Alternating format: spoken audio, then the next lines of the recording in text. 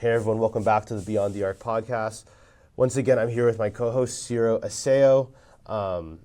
Sam's not here with us today. I don't know what he's up to, but he's doing something cool. But yeah, we just want to do a little catch up right now of what's going on so far this NBA season. But yeah, Cyro, how you been doing recently? Been good. I mean, just enjoying all the basketball that we've had, and just seeing which trends are going to carry over through the season and what's going to happen. I just think this year it's one of the most wide open, but at the same time, like, we have guys like the Cavs who are off to a historic start. So is that going to be the team that we need to keep an eye out for, Yeah. I think Cavs are something we're going to get into in a sec. But yeah, I think just right now overall, there's just so much basketball going on across basketball or across the NBA plus college. So it's been super fun keeping track of that in terms of, under the radar prospect guys that, you and me are probably both keeping an eye on. And then also, NBA teams. It is a lot of basketball though. And at the same time too, I'm trying to track what Cal Poly basketball is doing as well. So we had a good, I mean, we didn't win this week, but like we were close against University of San Francisco, which is a good WCC school. And then we played Berkeley. That one kind of got out of hand late, but we were up like at the beginning of the game. So and then tonight they're playing Menlo College, which is like a Division II. So, and I'm gonna be doing color for that game on ESPN Plus as well. So No way. That's awesome, dude. Yeah. That's sick. So yeah, I went to Kansas, so we had a hot start, beat UNC. Great start to the season. A little scary. We should be better than we were performing, but beggars can't be choosers when you're a Kansas basketball fan. At least we'll make it to the Sweet 16. Yeah, definitely. All right, we can go to the NBA side of things. So 3 teams have really stood out at the start of the season in terms of maybe teams people had some concerns about, and what we were going to see if how these teams are going to fare down the line. So teams we have are the Warriors, Cavaliers, and Suns. Hey, my Warriors take from earlier, it's looking kind of nice. I know. You sent that into the group chat the other day, and I was like, damn, like I was all for it. I said their bench looked better than what it had in the years past, and I think the biggest thing right now is that the Buddy Hield, the Jonathan Kuminga duo off the bench, while also Andrew Wiggins finally, looking like the guy he was before last season, and then you also have a true front court with Trace Jackson Davis and Draymond Green there. I just think like the team actually kind of looks like they have the depth that has always been the strong suit for a Warriors basketball team. So I think that's the biggest thing there. Now, is it sustainable is the biggest question. Yeah. According to StatMuse, the Golden State Warriors have had 552 points scored off their bench this season. And they're also playing, a super deep rotation as well.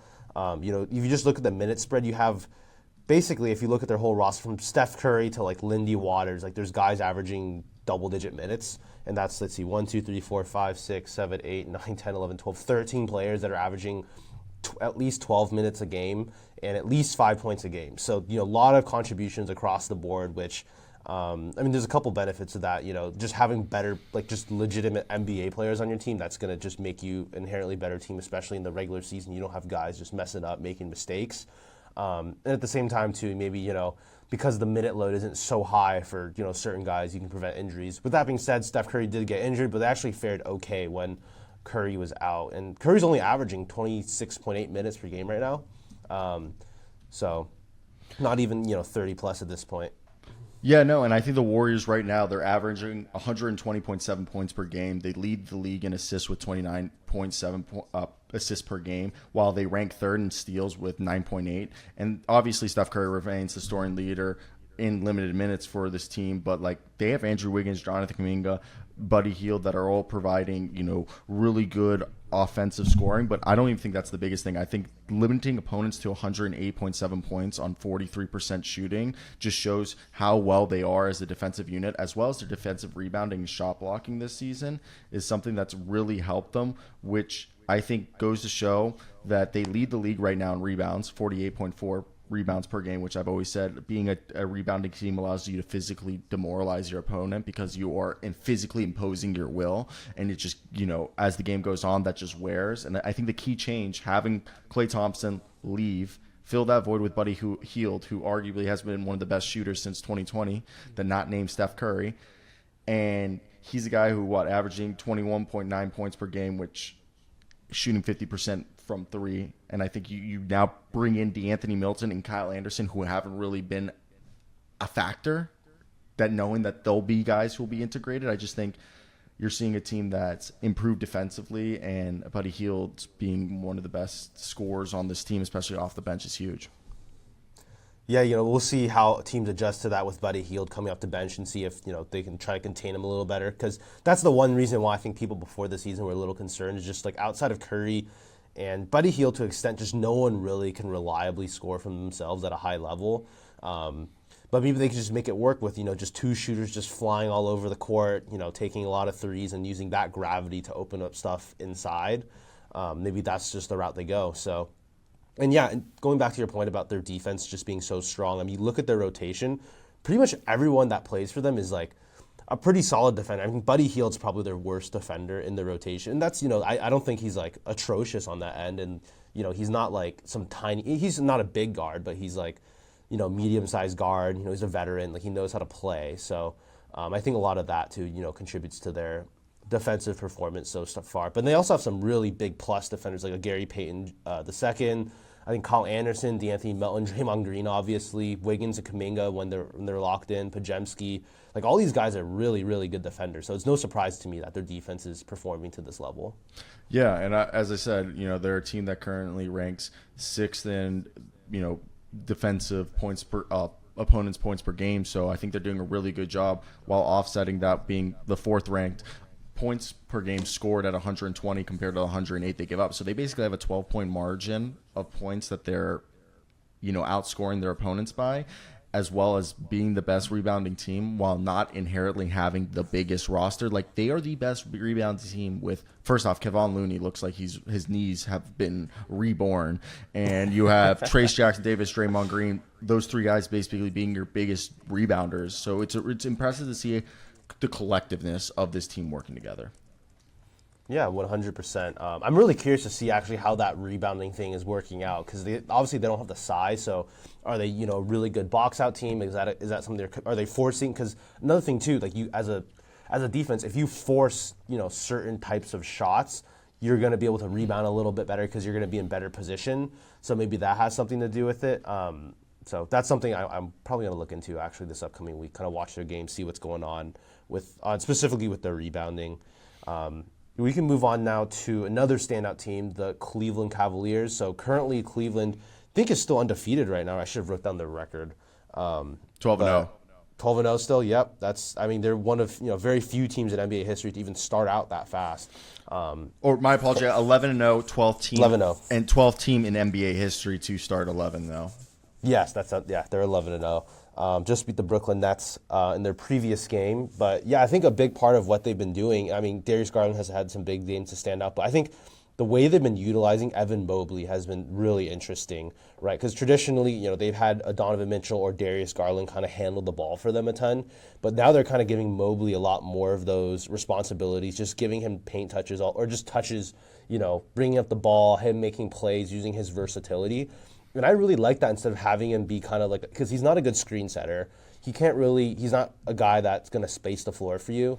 But just having him in those positions where he's handling the ball, bringing whatever kind of bigger player that's guarding him away from the basket, that's opening up slip opportunities for like a Jarrett Allen, like there's one play I saw earlier. I think it was like Evan Mobley's handing the ball as like a double drag, and Darius Garland and Jarrett Allen were the screen setters.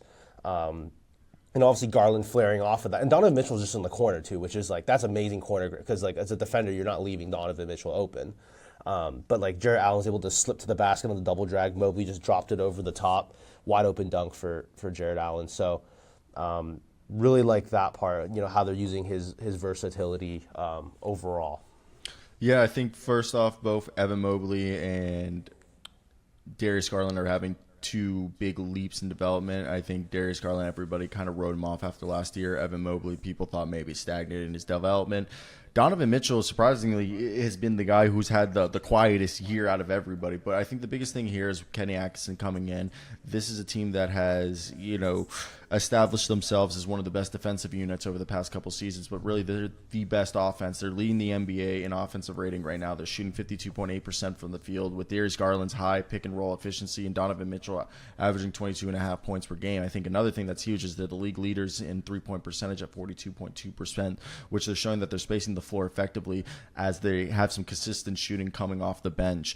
So it's really impressive. You got Evan Mobley shooting threes now, and for a team that their spacing was a big problem of theirs, they've been able to alleviate that with the plethora of shooting as well as the offensive actions that you're seeing from Kenny Atkinson, from putting in flare screens with their off-ball players, allowing them to have these off-ball screen actions that allow them to do curl screens for guys like Max Strus and other guys to get the threes, their three-point shooters, Sam Merrill, and the list of guys, whoever they want, to go out there and just hit their threes while still being able to team to get better at three-point shooting. But they rank 8th in defensive rating. They've limited their opponents to 110.2 points per game, and that's literally because of Evan Mobley out there playing like a legit Swiss Army knife who's guarding everybody. So I think that's one of the biggest things, and I think this is a team that's probably not getting the respect they deserve, as if they continue to do this, they're undefeated. So shouldn't we start to think about them maybe as contenders? Because they parted way with JB Bickerstaff, brought in Kenny Atkinson, and he's been the same team. It's the same team. They have Donovan Mitchell, Darius Garland, Jared Allen, Evan Mobley. Okay, they brought in Jalen Tyson, and it's not really played though. That's what I'm saying. Like Jalen Tyson and Luke Travers were like the two biggest additions. So the whole difference is Kenny Atkinson emphasizing an enhanced offensive strategy that is utilizing players more effectively through off-ball movements and screens, as this is creating better scoring opportunities, improving the whole offense efficiency while still continuing the defensive, capabilities that this team has been built on that by JB Bickerstaff. So I really think it's been impressive. You came here, and the thing is like, Max Strus hasn't even played. So imagine once Max plays, because this is old George Niang and Karis LeVert and all these other guys. So once Max comes back, imagine how much better this offense is going to be, because they're taking advantage of all these shooters that they have. I'm done with my rant. I really like this Cavs team. Yeah, clearly I like the Cavs team a lot. I think it's going to be super interesting to track how they are, because defensively, I think at full strength, they might be. Can they match up with like a Boston? I don't know. Boston is just such a hard team to guard. And you have like two small guards in Garland and Mitchell. They match up well. I think they match up. Jared Allen and Evan Mobley match up better than I think Karl-Anthony Towns and the Knicks do. I think in the Eastern Conference, the Cavs are the closest thing to being able to match up well against the Boston Celtics. The concern comes down to the guards, which you would think there's a possibility that Donovan or probably Darius would have to sit in the playoffs, and you would have to go with multiple wings alongside Mobley and Allen and Mitchell, and then put out maybe like a Strus and LeVert. You know what I mean? Or Dean Wade and Strus, because there's a fear that Drew Holiday, Jason Tatum, and Jaylen Brown would just pick apart a Darius Garland and Donovan Mitchell backcourt. Yeah, you put Darius Garland on Derek White, right? I think that would be the matchup they go to, which I think is fine, because I don't think Derek White's going to look to attack one-on-one, but I think what's going to kill him is they do like that guard-to-guard screening action they love to do. Where Derek White's the roll man. Yeah, because Derek White can roll, he can pop out for the three. Like, he's not like I don't know. The example I think of is when I think, what was the series? This is a really deep pull. It was the Mavericks. When Dorian Finney-Smith was on the Mavericks, who were they playing? When they lost? When they lost to... was that against the Warriors when they made it? Yeah, because it was the Warriors. Yes, because Andrew Wiggins scratched Luka's face. Yeah, so in that series, the adjustment they made, this was like 2 years ago. I don't know how I'm... Gary Payton second. At this point. Gary Payton, yeah, that's right. Yep, it was that year. They had Curry first on Reggie Bullock, right, who is setting those ghost screens for Luka. And that action was killing him because Bullock could shoot. They switched it, put Curry on Dorian Finney-Smith, and that kind of neutralized that action because Dorian Finney-Smith is just not as great, like catch and shoot, driving, making a decision with the ball in his hand. Whereas you're putting, Darius Garland on like Derek White. If you imagine that the comparison with like Steph Curry, like and Garland, so putting Garland on Derek White, and White is just so good at being that screener. That's going to be just a huge. You saw the same thing of concern. When Spencer Dinwiddie, because he was the 6'6" man for the Mavs, what they would do was Gary Payton would be guarded by Spencer Dinwiddie, and then they would run a Gary Payton, Steph Curry pick and roll, where Gary Payton was the roll man, because he could be a lob threat, and then they would which would create a mismatch because then Spencer would switch on to Steph. So Steph would either just run the pick and roll and lob it to Gary, or he would just cross up Spencer Dinwiddie real quick and just shoot a three over his head. So same idea. That's why you would think Darius Garland goes to the bench. Donovan Mitchell 6'1" with a 6'9" wingspan. You'd hope that plus a combination of like Max Strus or Karis LeVert, Max Strus, George Niang, Max Strus, Dean Wade, whatever you want, like right there, next to Evan Mobley and Jared Allen would be big enough, because then you would hope that Mitchell would just have to guard the guards, and then he just because of his, you would hope he wouldn't be as much of a liability as Garland, because you would clearly have to go one guard deep and multiple wing and forwards, and then the two bigs against a team like Boston, which I think they're built. The big concern is, do they have a big shooting guard that can be that defender? Which they do. I mean, that's when you have two, point guard sized guys. That's the problem you always run into. But those guys are supremely talented. On offense. So yeah. And both are playing. Go. Mm-hmm. Do you have any concern that the 42% from three mark? I mean, obviously that's not sustainable. Like, I don't really think any team can shoot over 40%. Kenny Atkinson is coming from Golden State. And the Brooklyn Nets teams that he coached were also fairly good three-point shooter teams. I expect this team to finish the year at least as a top 10 three-point shooting team. Okay. I don't think being the best three-point shooting team is sustainable, but I do believe at this point I think we've gotten a fair enough sample size that this is more of a result of better offensive scheme and actions going on that are creating a more efficient looks. Yeah. And clearly they are doing it by offense. I mean, they're number 1 on offensive rating. And defense is still really good. They're number 8 in defensive rating. And I think that's potentially to, get even higher. It's the same team, dude. Yeah, it's the same team. And they're more efficient. So I think, again, this goes down to better offensive planning. Mm-hmm. Okay. Yeah, so that would be something to track too. Is this shooting luck sort of thing, or is it actually something that's being intentionally created, intentionally changed? That's leading to this outcome. Mm-hmm. All right, we can now go to the Phoenix Suns, another kind of surprise team, with the amount they've been winning. Unfortunately, Kevin Durant was just, reported yesterday or the day before that he's going to be out with injury for at least the next 2 weeks, which is unfortunate with a calf strain, which, because they've had such a good start to the year, it's not great to see their best player go out. They're currently 8-1, first in the Western Conference. They just had a big win against the Dallas Mavericks the other day, where Kevin Durant had 26 points. Yeah, I think this is it's sad that KD went down, calf strain. Obviously, everyone's getting flashback to, 2018. I think the difference is here you have Bradley Beal over here looking like an all-defensive team member, legit playing the best defense I've seen him play since his first couple seasons. And people forget how good of a defender he was under Randy Whitman in the first couple seasons. But Randy Whitman, I didn't even realize he was the Washington Wizards. Yeah, you don't remember that? Yeah, that's a fucking pull, No. bro. Kevin Durant obviously leads the team with 27.6 points a night. You got Devin Booker out there putting up 23 points a night. And Kevin Booker's actually having a kind of a sluggish start to the season. But this is a team that's shooting efficient from the field at 47% and shooting 38% from three as a unit. And their ball movement, which is 9th in the league, is 27 assists per game. Even though they're affected by key injuries to several players, I think they're still doing a good job of moving the ball. They're 8th in blocks, even though they don't have a true rim protector in Yusuf Nurkic or Mason Plumlee. I think Nurkic has looked a little sluggish. I personally think you're getting more bang out of your buck out of Mason Plumlee. I know it's up to a debate between Suns fans if Nurkic Who's better, Nurkic or Plumlee? I just say, like, if you were able to flip Nurkic for a Nick Richards and just have a Nick Richards, Mason Plumlee, Iguodaro rotation, I'd be way more into that, but that's just me. They're also limiting their opponents to 44% shooting from the field, and they have Nurkic, though, the one thing that is helping them out is he's grabbing about 11 rebounds a game. But besides that, I just think this team, they've been able to close games. They've won five games so far that were decided by 5 points or fewer in the final minutes. And I think just looking at this team right now, Mike Budenholzer's doing a really good job of just making defense a big focus, and then just having Tyus Jones and the rest of the guys just find high percentage shots.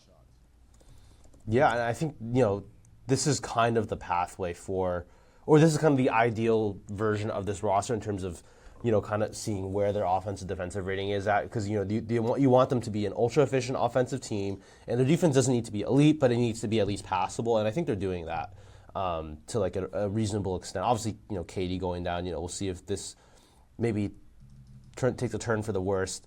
The other thing too, though, is their margin of victory hasn't been that high. The last 3 games they won by 2 points, 3 points, and then 1 point. So really a lot of close losses right there, and the Suns are that's a team where you expect them to be a high performing clutch team, but that's not necessarily sustainable over the course of a season. I mean, looking at they actually haven't won a game this year except for like their second game of the season by double digits. Every single game has been within 10 points. So yeah, and that's what I've said is like I think at the time when I wrote that stat down, which I think was shout out the Wall Street Journal or one other publication that I wrote that down, that they've been basically a team that's had to, the fourth quarter has been tight, but they've pulled it. So right now they're allowing 111 points per game, which, they're improved in field goal percentage allowed is good, but they still face challenges with like turnovers. They're still middle of the pack. I think there's still things that like they need to figure out, as this is a team that they're scoring 114 points per game, ranked 7th. And their scoring, as a whole, went from I think their overall field goal percentage dropped to 47%. And last year, I think they were closer to 50 or 49%. Even though they've improved as a three-point shooting team as a whole, I think there are still guys like Grayson Allen and Monte Morris who still can't find the rim that are going to improve.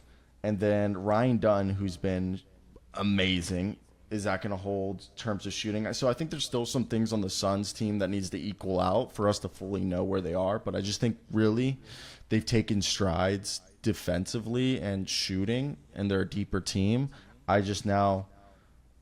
What's legit? Does that make sense? Like, will Grayson Allen return to the guy he was last year? Will Monte Morris be impactful? Is Josh Okogie going to get any minutes? Is Ryan Dunn going to still be this insane shooter? And so Ryan Dunn's shot okay. I mean, he's shooting 39% from 3 right now, but like a lot of that I think is ballooned up by certain games where he's shot really well, and there's other games where he just hasn't made shots.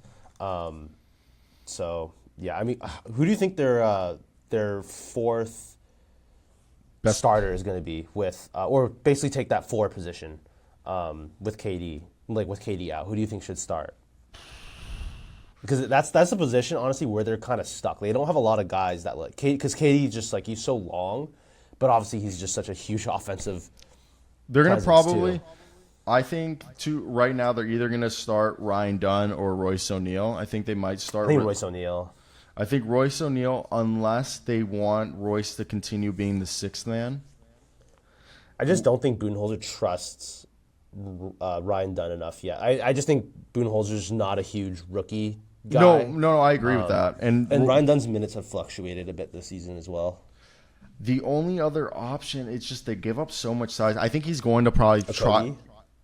Is that what you're thinking? No, I think he's going to probably play with a wing-heavy lineup, but I think we're going to finally see a little bit of Bol.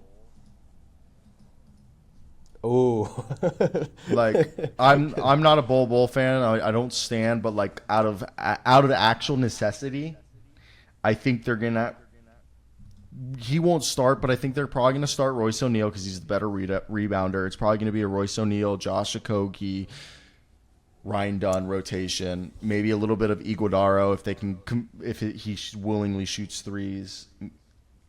Ooh, I don't know if did you see the video? I saw for him? Yeah, I saw it. It made my head hurt. I don't know how that happened. Yeah. I mean, he's just not a 3-point shooter. I know, but it's so simple. Well, I think the problem with big guys is like, number one, their hands are so. I know it's the volleyball. Taco Fall says holding a basketball is like holding a volleyball for a normal person. I know that story. Yeah. Yeah, but then also too, just like mechanically, you see this with like a Rudy Gobert or like a Boban Marjanovic. When guys are just that big, sometimes they're just like, just coordination wise, it just doesn't work. Well, shooting basketball is also an unnatural motion. Like it's like remembering to keep your arms tucked. Like people don't realize like this is not like and like keeping your keeping your wrist locked and then shooting. I have a broken pinky, as you can clearly tell. It just does not stay in place. But so like now when you're like shooting, so like when you go up, you only want to shoot with your fingers. Don't keep your thumb in there. So like and then you're like, so it's like a whole motion where you're like, and people don't realize like how like right now I have like posterior shin splits and I'm taking a week off of shooting because I realized I wasn't jumping and I was starting to put a hitch in my shot and I was like, okay, I'm going to stop shooting until my legs feel, because I realized I was compensating for like the pain in my legs by catapulting my shot a little bit. Oh, yeah. And then like I realized that like I was fucking up like my so I was like, I'm just not going to shoot because like I'm going to fuck it up. But so going off what you said, it's all those little small like weird like movements that like I feel like people don't realize is just awkward. Yeah, it is very awkward. You have to be very disciplined in order to like keep that, especially. And then you have like a 6'7", 7-foot wingspan defender jumping to block your shot. It's like, okay, well. And then you have someone and think about this. You've gone 12 years, 10 years, becoming a 5-star recruit, 4-star recruit, getting a scholarship, doing it all the other way. And now you have some white guy who didn't make professional basketball telling you how to shoot a basketball. Mm-hmm. Who's half your size? You know what I mean? It's kind of, like people also don't understand the human aspect of like, like fuck you, like you know what I mean? Like, I got here doing it my way. Yeah, exactly. So some guys still are attached to that in some ways. Yeah. I'm trying to think any other Suns talking points. Clutch stats, they're 5th in field goal percentage during clutch minutes, NBA.com, 11th in 3-point shooting as well in those minutes.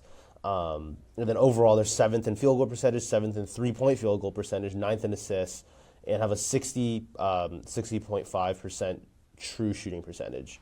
At least now I say, though, too, their bench is at least playable. Like, you don't have complete zeros on your bench like they did last year with, like, a Yuta Watanabe or, like, Keita Bates-Diop or, like... Jop. Jop? It's Jop? It's Jop. It's J-Sound. Good to know. I didn't know that. I only know that because Khalifa Jop from last year's draft class. Oh, yeah. Yep. I like barely know who that is, I'm going to be honest. Playing for Gran Canaria, drafted by the Cavs. Actually, I think they... Grand what? Canaria. Oh, yeah, okay. Yeah, I remember his name, though, with the Cavs now that you bring it up. All right, before we go back down that rabbit hole of naming random NBA draft players again, like we can do that all day. We can now go to maybe some teams that haven't been having such a great start to the season. So we can start with the Milwaukee Bucks. Currently have a 2-7 record, and it's just like you can just see just watching them. It's just kind of sad. Like it's just not something's just not clicking from like an energy standpoint, like a vibe standpoint to me. Like there just isn't a lot of energy. I think Giannis and Lillard are still putting up their numbers. Giannis is averaging 30 on like 60% shooting, and Lillard's averaging 27 on like 48% from the field. Like those are good numbers. That's really good production from your two best players. It's just they have literally no one after that who's doing anything right now for them. I mean, Bobby Portis is the only other player in double digits. He's averaging 12 points and shooting like 44% from the field as a big man and 26% from three, which is like, at that point, like you're kind of hurting teams, or you're hurting your own team at that point as well. And then he doesn't bring a ton defensively. Brook Lopez's looks, a little shaky. I mean, they're trying some different stuff out defensively. Don't think that's been working entirely. And then you're already getting to like an AJ Green, Taurean Prince, who followed Darvin Ham from the Lakers to the Milwaukee Bucks. Yeah, I'm trying to think. Who else do they got right now in their rotation that's not? I mean, they've tried everything. I mean, they put in Andre Jackson because Gary Trent Jr. was absolutely terrible. I mean, this is first off. I've talked about this forever. Doc Rivers is not a good coach anymore. He's not making good adjustments. This is a team that it looks old. Is the definition of what a team looks like when they get old. And for me, Brook Lopez, I mean, it's not his fault, but at the same time, he's just not moving the same way he used to. It's just kind of unfortunate where they're at because this is a team that they ran it back when they shouldn't have. They should, like, obviously keep Giannis, keep Dame, but Bobby Portis is cool. But what were you expecting with Brook Lopez getting a year older? Chris Middleton had missed all of last season. I just think there was a lot of moves. I guess Chris Middleton's not back yet. That'll help. I know, but like he only looked good in the playoffs for like a couple games. He didn't look good all last year. Yeah. I think, too, it's just hurt them so much that they've gotten literally nothing from the draft. Like, nothing at all. Like, no players on their team in the past couple of years. AJ Johnson and Tyler Smith, I don't know what was the purpose. Yeah, I mean, okay, sure, like AJ Green, you kind of dusted him off, but I feel like at best he's like a minus rotation level player. Like, I don't know if he's a good rotational level player. I think he's like maybe like average to slightly below average in that space. Taurean Prince is just being way overtasked right now. Like, he's guarding the best player. You're asking him to do so much. Don't think he's that caliber of player right now. Like you said, Gary Trent's been kind of underperforming. Pat Connaughton has looked at least playable this year and like some like last year. But like the one guy that like they drafted at like late round and it actually worked out was DiVincenzo, and DiVincenzo is 3 teams removed from being on the Bucks now. Marjan Beauchamp, they declined his rookie option. Like, I thought Beauchamp was actually going to be solid, but I thought so too.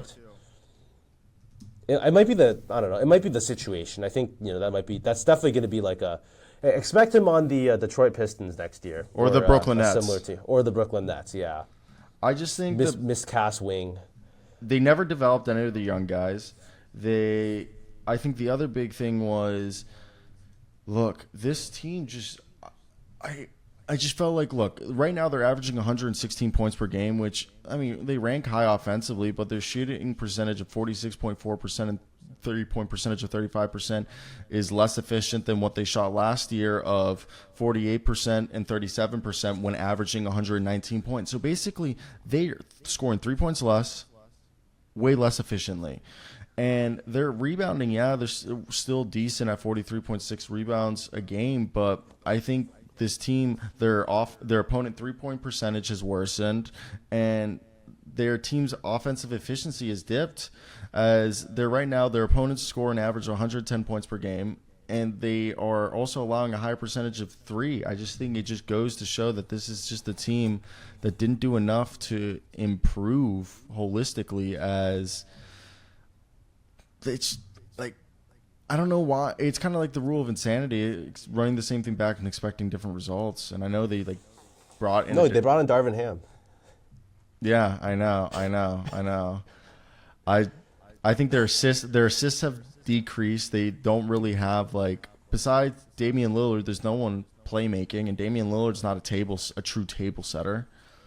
Defensively, people are shooting better on them, and their current roles, it's unknown. It feels like every game, everybody's roles fluctuating, and this offense is way too isolation based around Damian Lillard and Giannis. Yeah. But at the same time, they just have no one else around them to do those sort of things as well. So, yeah, they're in a tough spot. I mean, this also just might be the cycle of the NBA. Like, they've been good for a really long time before this. They won an NBA championship. They did that. So this just might be kind of the tail end of the cycle. It's funny that it's coming so soon after they made a trade for Damian Lillard. Dame didn't even want to go there. You traded for a guy who didn't even want to go there.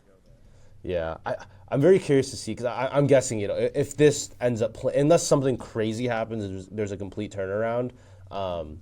Like, what does the breakup of this team is gonna like change the NBA completely? Like, who is gonna get Giannis? Like, he's still really good.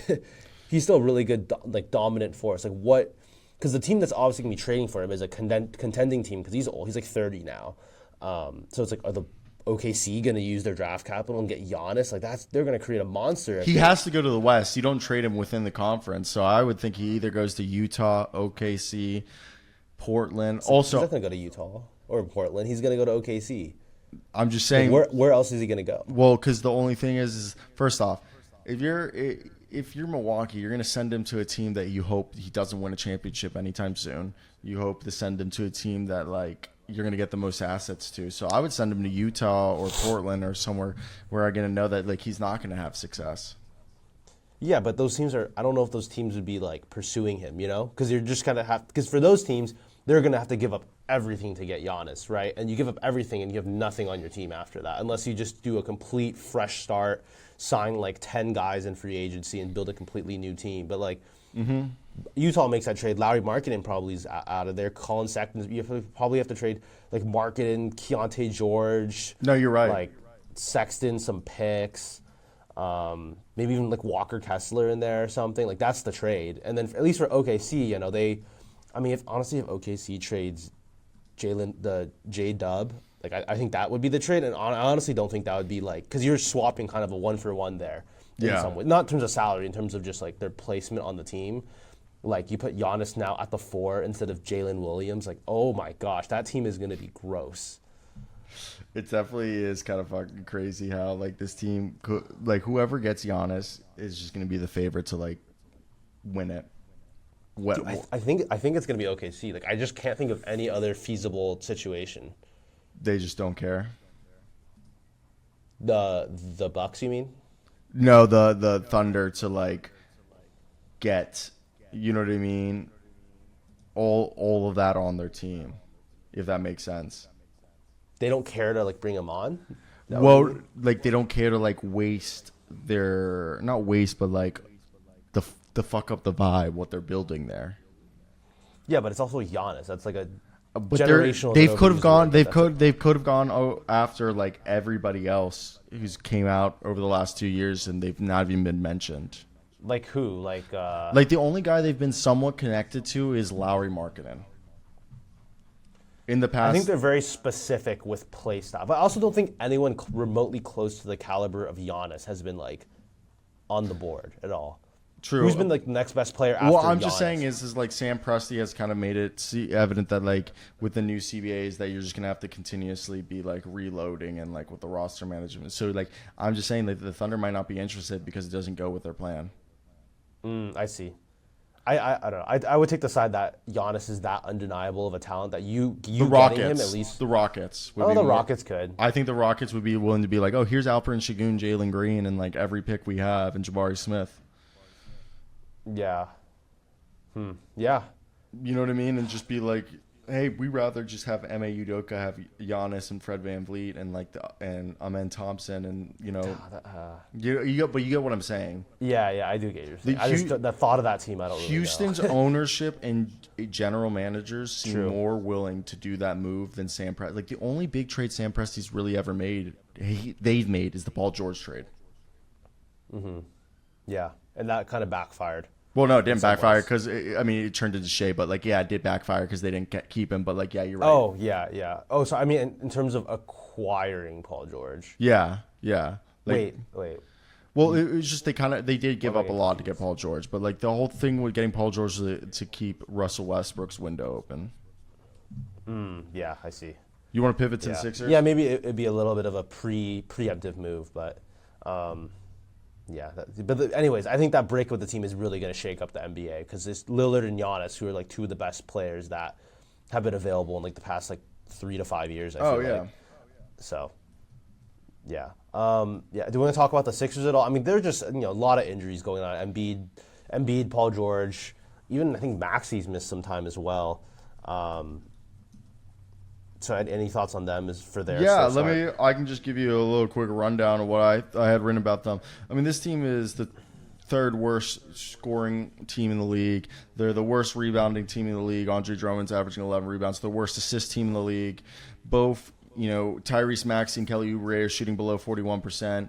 They're shooting 32% from three with about 12 makes a night. Their opponents are scoring about 116 points per game on them.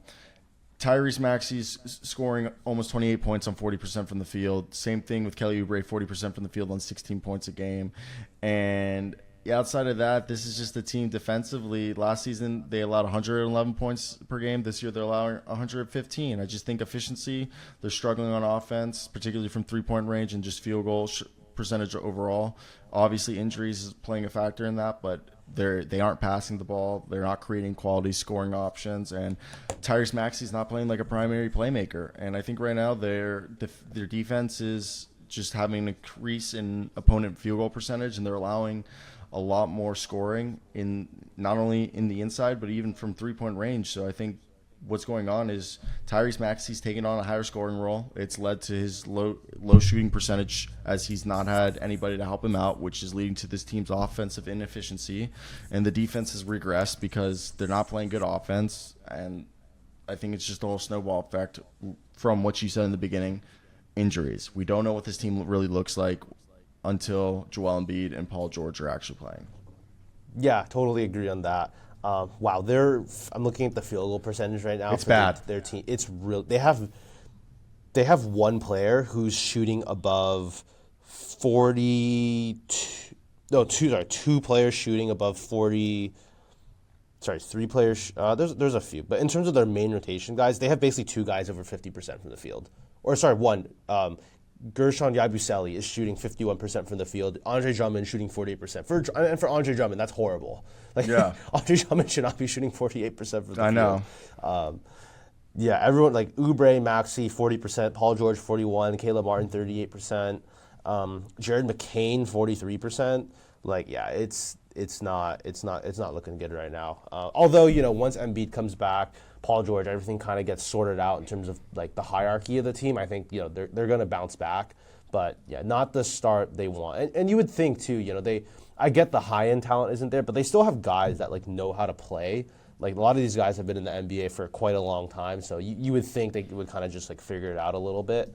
But yeah, probably not what they were planning for. I agree, but like we can't do anything until they're healthy. So that's basically the only takes we can give them, because if not, we'd just be speculating off a team that's incomplete. Yeah, exactly. All right, then we can wrap up now with just kind of a little rookie update. Zachary Richeche had a 33-point game, which was the highest scoring game for any rookie this whole season. I took a look at some of that film, and it was just all off-ball movement. I mean, he was, catch and shoot, relocating, crashing the offensive glass, attacking closeouts. Like, it was just the most off-the-ball 33-point game you could find. Yeah, I mean, if we're going to just go through multiple guys, I think one of the first one is obviously Zachary's out there, so far through 11 games, 27 minutes a night, 12 points per game, 3.5 rebounds, 1.5 assists, a block a game, 37% from the field, 26% from three. The totals aren't great, but arguably he is the guy who recently exploded the 33-point game, all off ball. And his ability to create scoring opportunities without the ball in his hands is what's allowing him to not be a complete negative on the floor. So I think right now he's also showing, the ability to be a complementary player. I just think he's just going through the growing pains of adjusting through the NBA. He just doesn't look like completely lost. So I think the real guy who's been the most impactful is Zach Eady, who through 10 games, about 20 minutes a night, 11.7 rebounds, 64% from the field. Like, the guy has that dog mentality, doesn't back down. That's what I had in my notes. Yeah, it's like he's one of the most efficient rookies. He's just that physical mindset and just being able to go out there and really just beat it down. I think it's a great thing to see. Yeah, Alex Sarr. I'm going to be honest, I have not watched a lot of Washington Wizards basketball. Probably better for me in the long run, but averaging about 2.6 blocks, I think, so far this season, and 2.9 fouls, which is it's a little high, but that's not end of the world high in terms of fouls. But yeah, the block numbers, that's something pretty promising to see. Sorry, but hopefully that defense starts to carry over. The offense hasn't really been there. He's been ultra inefficient, but that's to be expected with the circumstance he's in. Yeah, I agree. I think Alex Sarr, again, some games, 25 minutes a night, just under 10 points a game, just under 7 rebounds, 2.6 blocks, 34% from the field, and about 17% from three. His impact defensively is definitely being felt, even though he is averaging about 3 fouls in limited minutes. But he's getting about 2.6 blocks. So I think you can see that the instincts and the anticipation to be a good rim protector are there. His aggressiveness is there that you like. It's just learning how not to foul and learning that consistency. While offensively, he's yet to record a game where he's been an offensive standout. He's yet to record a game with more than 8 rebounds. I think the potential as a defensive anchor is clear. If he can improve his efficiency and rebounding ability, that's where he starts to become maybe a guy that could be a game changer. Right now, the jury's still out. Yeah, I mean, I think the block numbers are super promising, but besides that, it is a bit early to say. Kind of running through the rest of the guys. Reed Shepherd hasn't played a ton, but Crowded backcourt. I was going over. Crowded backcourt. They have a lot of talent on that team, but I'm really high on him. I think he potentially could end up being the best player out of this draft class. I think he just makes a lot of winning plays, really quick decisions, makes good decisions. And I think the concern is he's just gonna get bumped off his spot. His handle isn't great, even though he's a small guard. But he just always makes the right play to me, defensively, offensively. And I think that at some point, if he gets the time in the runway, it's gonna work out with him. He plays the game the right way. I think it'll work on the end. It maybe might not be in Houston. Maybe he's traded at some point, or I think Houston should keep him. I think he'd be a good fit in that starting lineup once Fred VanVleet kind of ages out of this group. But yeah, no, super high on Reed Shepherd, even though he hasn't played a ton this year. I completely agree. I think his shooting, touch, and defensive hustle are two things that have stand out. Yeah, he's not going to get those playing time, but I think he's just someone to keep an eye out that maybe as the season progresses, there could be more minutes become available for him. Yeah. And then, one more guy, or I guess 2 more guys maybe worth mentioning. I mean, Ryan Dunn, we talked about him a decent amount. I don't think we need to get into him a little bit more, but yeah, just see if the shooting sticks. He's good defensively. We'll see what happens. But then Stephon Castle with the Spurs. So they've been putting him, a lot of on-ball situations. But I'm kind of getting Dante Exum vibes from him. I'm not gonna lie. I thought Marcus Smart more. But Dante Exum, in terms of he's not as good as he's being made out to be. He was drafted for his defense, right? I think the defense was kind of one of his big strengths. To me, he just doesn't pop as a defender, right? So then he's not popping on that end, and then offensively he's a work in progress. But the framework for him to become a good offensive player, it's just, I think it's a high threshold to reach, right? Because he's not a great shooter. He's not. He's a pretty bad shooter right now. Not super great at creating his own shot. Has a decent passing vision, but his playmaking ability is probably closer to more a connective wing than a primary initiator. But then if you're the connective wing, but then you're not outstanding on defense, and you're also he's 6'5", so he's not the biggest wing in the world. It's just not working out in my head right now. I mean, he's going to have to take a huge jump in one of those areas and really commit to it. He's going to have to become an undeniable offensive player, or just is going to really need to stand out defensively, or else it's just, I don't really know if he's going to stick. I understand that. I've spoken to the kid myself. I personally think that, from what I know, he's one of the hardest workers people know. Yeah, I've heard that too. And he's doesn't care about any of the BS. So, and he's in a good organization that has a history of teaching people how to shoot. So, but that guy's gone now. Chip England. Yeah, but just still look the Spurs just have a history. Even still Jeremy Sohan one-handed free throws. I mean, dude, Jeremy Sohan's shooting great this year, buddy. Is he? Jeremy Sohan's averaging 17. He doesn't shoot threes though. He doesn't. I mean, I guess he scored. He's playing better, but he doesn't shoot the ball. Okay, this year he's shooting 25% from 3, but still, he's averaging 15. Yeah. I don't want to hate on Stephon Castle. I mean, I think the jury's out, and I think he's a guy that is a very safe pick. To worst comes to worst, he's still going to have a long career being an impact NBA player. He just might be, an off the bench role player, a high level role player than a starter. But I can't. Jury's out. It's an awkward situation. Pop's gone right now, but it seems like Mitch Johnson's going to be coach forever, but that's another story. Yeah.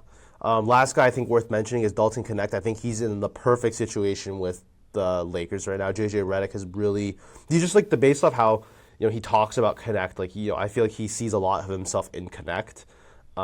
So I think that's super big to have that type of, belief in a player in your organization. So, really great situation, being set up, hit those catch and shoot threes, maybe put on the floor a little bit.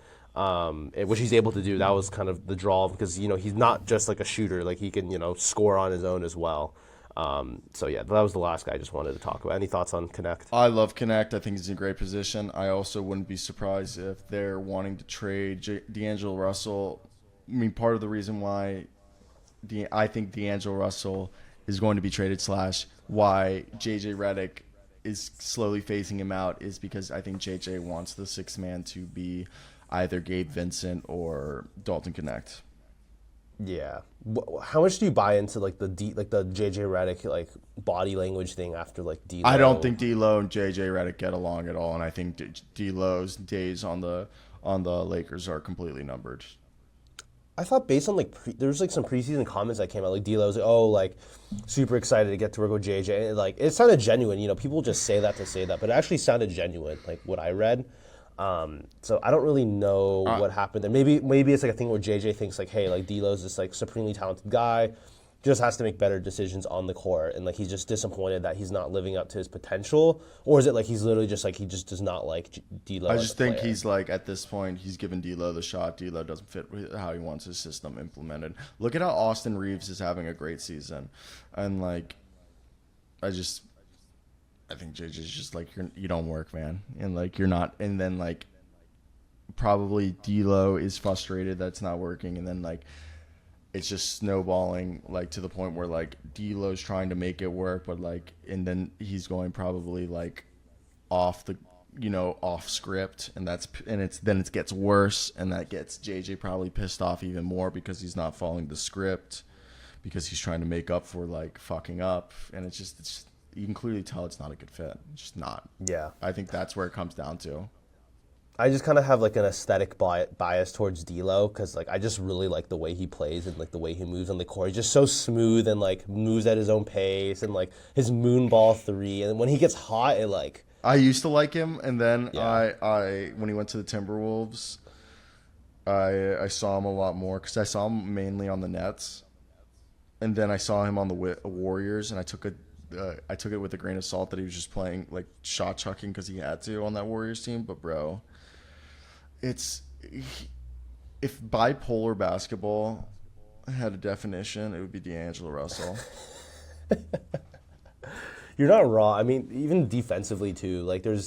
There's moments where the guy looks like a genius and looks like the guy who was drafted second or third Yeah. overall, and then there's moments where you look bro, you might be Spencer Dinwiddie's backup.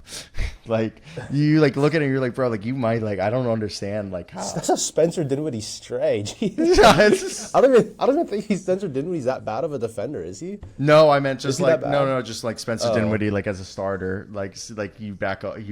D'Angelo Russell just sometimes looks like a poor man's Emmanuel Quickly. It's a crazy comparison. Bro, I don't know, it's bad. There's moments where it's just real bad.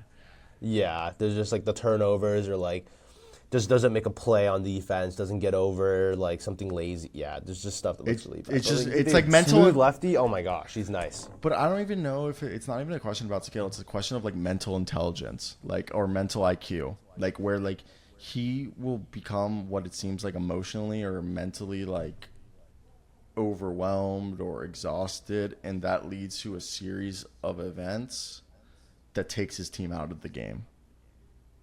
But then at the same time, he can do a series of events that puts his team back into the game, which is the most frustrating thing in the world, because there are moments where he literally plays like an all-star, all-NBA player for 5, 10, 15 games in a row, and then he has one of the worst 2-3 worst games you'll ever see, or disappear for an entire playoff series. That it just makes no sense. It makes no sense. And as a professional basketball player, this is the difference. Okay, I can go to the the court. Okay, like this is what people don't realize the difference between a regular basketball player and a professional basketball player is like the professional basketball players see the plays before they happen. They're usually they're taller than 6'4". Their forms, their consistencies, like it's all these things that are different. Okay, that are like makes them a professional basketball player. Like that's the difference you're gonna see.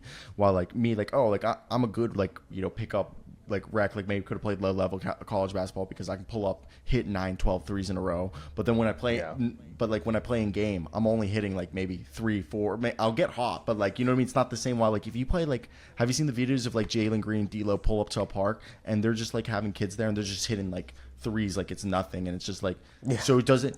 You get what I'm saying? So then like it makes no sense how you can go consistently being at this like level and then just fall off with no like connection where like it wasn't an injury, it wasn't something happening in your personal life. It was just like you went from, and it happens in games regularly too. Mm-hmm. Yeah, it's just very up and down, not consistent. Yeah, that's just kind of been the story. But he's such a smart player. I mean, I always think there was one video pre-draft or one highlight where he threw it was like some guy on a back cut. Do you remember this play? Yeah. He threw like the spinning bounce pass and like. But that's what I'm saying. The difference between a pro basketball player, he sees that plays ahead. You know what I mean? Like that's why there's the difference where like again, for example, when I start shooting around, like I can tell like people think like I'm good because I'm hitting shots, but like I know like in game I'm not doing that shit because like it's like different. You know what I mean? But even then, when you play when I play someone like a higher level, someone who played clearly college basketball, I know when I'm playing them like they're going to their spots. They're going like you can tell. You can tell how someone plays basketball, how they're like, so like obviously when I'm playing someone, I'm going to be like, okay, I'm going to put my chest in them to keep them out of there. But like, yeah, like going to the whole thing is like, so for me, the hardest thing for D'Lo is like, bro, you're a professional basketball player that I've seen you do it.